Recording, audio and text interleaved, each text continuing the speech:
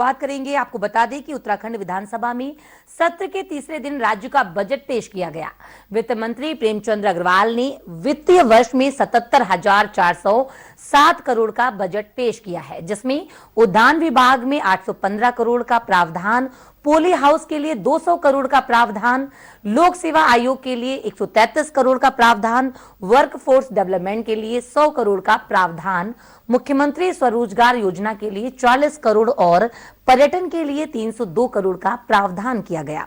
वित्त मंत्री ने बताया कि 7 बिंदुओं पर विशेष ध्यान दिया गया है, जिनमें स्वास्थ्य सेवाएं एवं चिकित्सा शिक्षा को बढ़ावा, इकोलॉजी को इकोनॉमी में संतुलन और ऊर्जा के क्षेत्र में विशेष ध्यान, इको टूरिज्म और होम स्टे के क्षेत्र में युवाओं को जोड़कर स्वरोजगार को बढ़ावा दिया जाएगा। स्थानीय विधायकों ने बजट को लेकर सीएम का धन्यवाद किया और कहा कि सरकार ने सभी का ध्यान रखते हुए इसे बनाया है। विधायकों ने कहा कि हमारी सरकार अंत्योदय की कल्पना से चलती है, इसीलिए सरकार ने सभी वर्गों का ध्यान रखा है।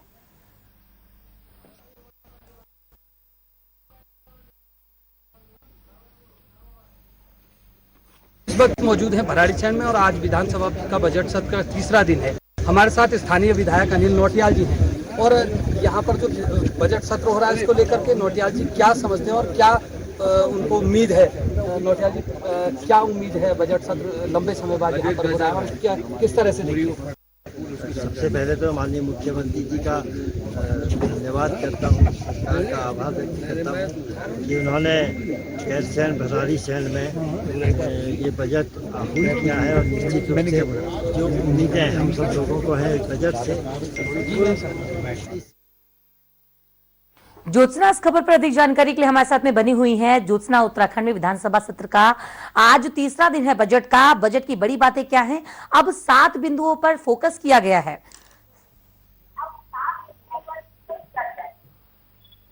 बिल्कुल, देखिए रूपांशी, धामी सरकार का ये पूर्ण बजट है और पहला पूर्ण बजट है।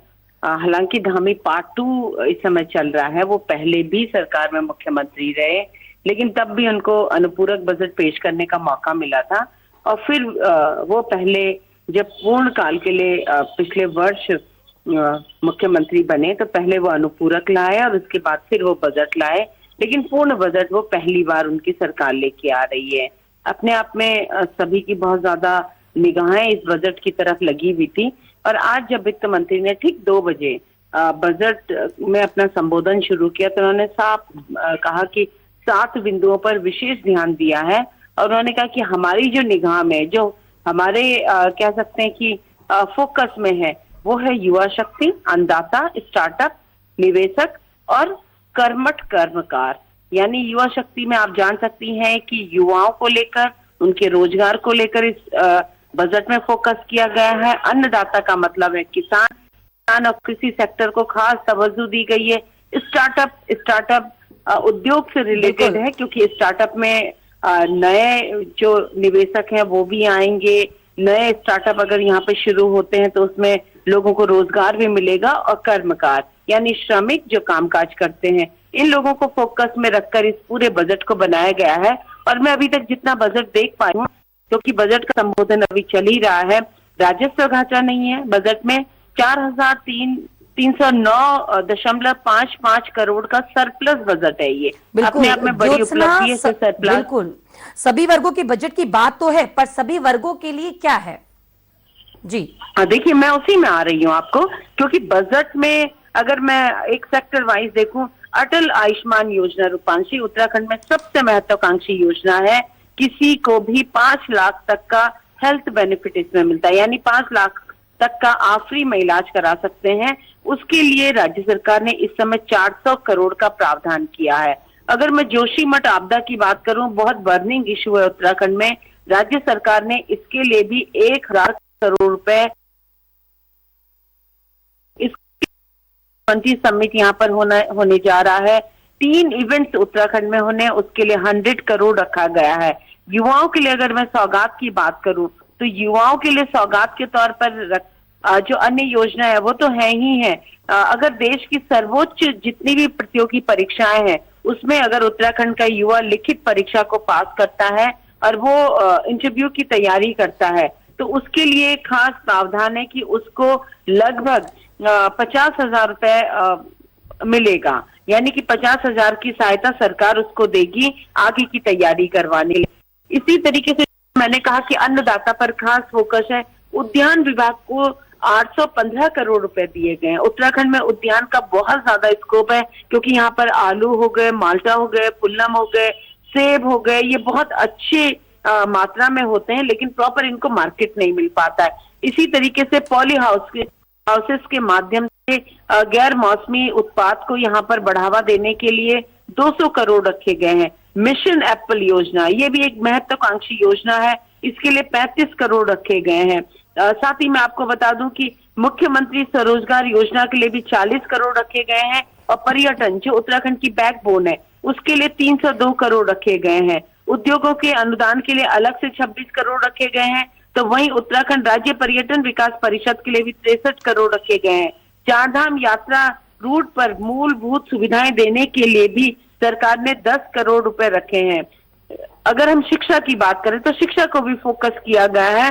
उत्कृष्ट क्लस्टर जो विद्यालय हैं उनके लिए भी 1 करोड़ रखे गए हैं, और कह सकते हैं कि शिक्षा के अलग अलग ध्यान इसमें रखे, चाहे वो स्कूली शिक्षा है, अल्पसंख्यक वर्ग के बच्चों की शिक्षा है, या फिर इसके अलावा हायर एजुकेशन है, अलग अलग वर्ग की अलग अलग कैटेगरी यानी में रखी ज्योत्सना, गई है। सभी वर्गों को ध्यान में कुछ है। रखकर इस बजट को तैयार किया गया है। देवभूमि की जरूरत पे जो जरूरतें हैं उस पर ये बजट कितना खरा नजर आता है?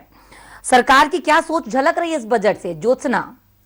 देखिए, सरकार ने, जैसे मैंने कहा कि सरकार ने 3-4 पॉइंट को फोकस किया कि सशक्त उत्तराखंड बनाने का संकल्प के साथ इस बजट को पेश किया। यह वित्त मंत्री ने अपने संबोधन के शुरू में ही कहा था, और उन्होंने कहा था कि उत्तराखंड, जिस तरीके से प्रधानमंत्री ने कहा है कि आने वाली सदी उत्तराखंड की होगी, और उत्तराखंड की सदी को लाने के लिए हमको युवा शक्ति को, यहाँ की मातृ शक्ति को, यहाँ के अन्नदाता को मजबूत करना होगा।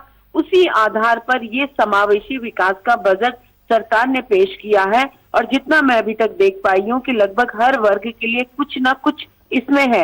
हाँ, मैं थोड़ा सा अभी तक उस पॉइंट पर नहीं जा पाई हूँ रूपांशी कि गैरसैंण के लिए क्या है, क्योंकि गैरसैंण पे भी निगाहें हैं, लेकिन रोजगार, स्वरोजगार, इसको मेन फोकस में रखा गया है। और साथ ही सरकार ने ये एक कह सकते हैं कि स्लोगन है सरकार का इस बजट के अंदर, कि उत्तराखंड का युवा नौकरी ही नहीं करेगा बल्कि वो नौकरी देने वाला होगा। यानी कि स्वरोजगार में इतने साधन, यहाँ पर संसाधन डेवलप किए जाएं कि कोई भी युवा रोजगार की तलाश में यहाँ से पलायन न करे, बल्कि वो यहाँ पर खुद रोजगार करे, और रोजगार करने के बाद वो अन्य लोगों को भी अपने साथ रोजगार में जोड़े।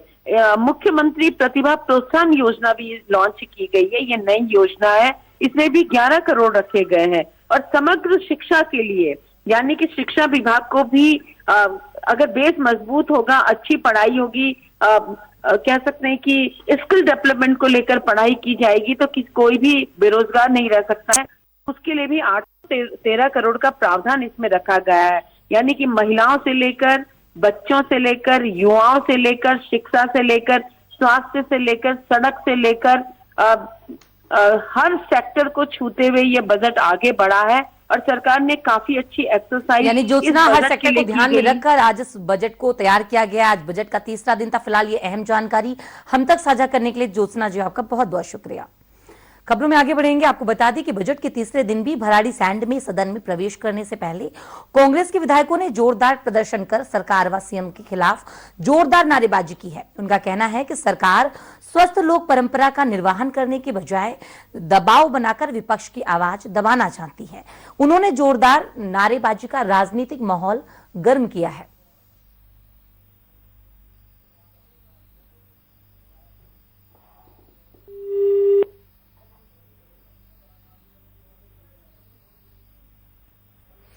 उत्तराखंड विधानसभा में मंगलवार को हुए हंगामा के बाद बीजेपी ने कांग्रेस पर कहा कि विपक्ष की भूमिका निभाते हुए कांग्रेस अराजकता की सारी सीमाएं पार कर चुकी है।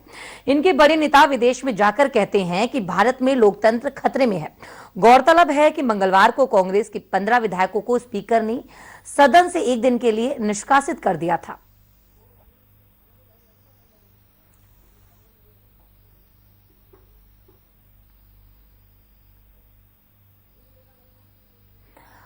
उत्तराखंड में हाई स्कूल और इंटर की बोर्ड परीक्षाएं कल यानी 16 मार्च से शुरू होंगी। आपको बता दें कि इन परीक्षाओं को लेकर बोर्ड ने तैयारियां शुरू कर दी हैं। इस बार यह परीक्षाएं सुबह 10 बजे से 1 बजे तक एक ही पाली में संपन्न होंगी। इन परीक्षाओं में करीब 2,60,000 परीक्षार्थी परीक्षा देंगे।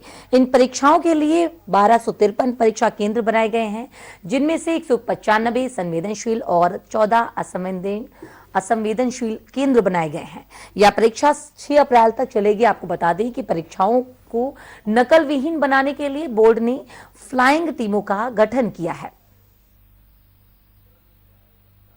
रक्षा मंत्री राजनाथ सिंह ने देश की उत्तरी सीमाओं पर अवस्थापना विकास, आपको बता दें कि सीमाओं पर स्थापना विकास परियोजनाओं की समीक्षा को लेकर एक उच्च स्तरीय बैठक की है। बैठक में राजमार्ग मंत्री नितिन गडकरी, रेल एवं संचार मंत्री अश्विनी वैष्णव, ऊर्जा मंत्री आर.के. सिंह, रक्षा राज्य मंत्री अजय भट्ट और एनएसए अजित डोभाल, उत्तराखंड के मुख्यमंत्री पुष्कर सिंह धामी, अरुणाचल के मुख्यमंत्री पेमा खांडू और लद्दाख के उपराज्यपाल भी शामिल हुए। बैठक में राजनाथ ने, आपको बता दें कि राजनाथ सिंह ने लंबित परियोजनाओं के कार्यों में तेजी लाने को कहा। बैठक के बाद सीएम धामी ने मीडिया से बात करते हुए कहा कि केंद्रीय मंत्रियों के साथ सीमांत क्षेत्रों में इंफ्रास्ट्रक्चर की परियोजनाओं को जल्द पूरा करने को लेकर बैठक हुई है। रोड संचार और रेलवे को लेकर बात हुई है। पिथौरागढ़ हवाई अड्डे का विकास सेना करेगी, जिससे जल्द से जल्द उसका संचालन शुरू हो जाएगा।